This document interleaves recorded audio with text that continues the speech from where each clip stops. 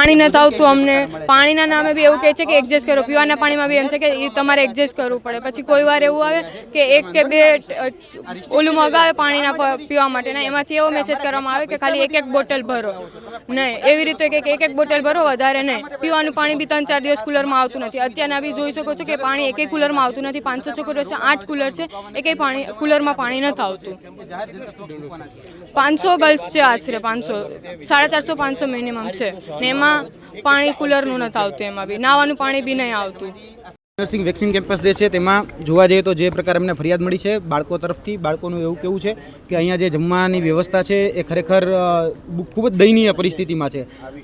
જમવાની અંદર જોવા જઈએ તો ઈયળો નીકળે છે, મકોડા નીકળે છે, કાંકરા નીકળે છે અને તેને લઈને જો વિદ્યાર્થીઓ ફરિયાદ કરે તો એ વિદ્યાર્થીઓ ઉપર જ કહી શકાય કે દંડ આપવામાં આવે છે.